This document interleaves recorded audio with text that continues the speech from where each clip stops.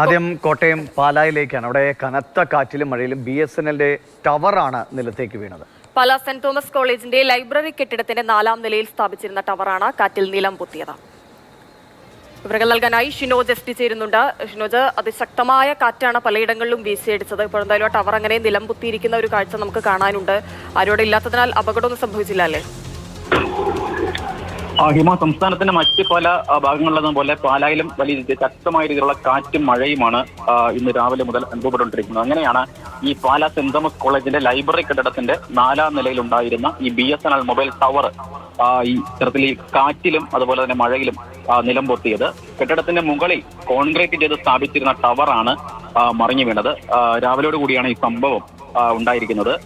നേരത്തെയും ഈ പാലയിൽ സമാനമായ രീതിയിൽ പലയിടത്തും ഈ വീടുകൾക്ക് മുകളിലേക്കൊക്കെ തന്നെ മരങ്ങളൊക്കെ തന്നെ വീഴുന്ന സ്ഥിതി ഉണ്ടായിരുന്നു. പക്ഷേ ഇത്തരത്തിൽ ഈ പാലായിലെ സെന്റ് തോമസ് കോളേജിന്റെ മുകളിൽ സ്ഥാപിച്ചിരുന്ന ടവറാണ് മറിഞ്ഞ് വീണിരിക്കുന്നത്. ഇരുമ്പ് കൊണ്ടുള്ള ടവർ ഫ്രെയിം പൂർണ്ണമായും ഈ വീഴ്ചയിൽ തകർന്നിട്ടുണ്ട്. ഒപ്പം സിഗ്നൽ ട്രാൻസ്മിഷൻ സംവിധാനങ്ങളും കേബിളുകളും മറ്റ് ഇലക്ട്രോണിക് ഉപകരണങ്ങളും ഒക്കെ തന്നെ വീഴ്ചയിൽ തകർന്നിട്ടുണ്ട്. കോളേജിന്റെ മുറ്റത്തേക്ക് പതിച്ചതിനാൽ, അതായത് മുകളിൽ നിന്ന് അതുപോലെ തന്നെ താഴേക്ക് പതിക്കുകയായിരുന്നു. അതുകൊണ്ട് തന്നെ കെട്ടിടത്തിന് കാര്യമായ തകരാറൊന്നും തന്നെ ഇല്ല.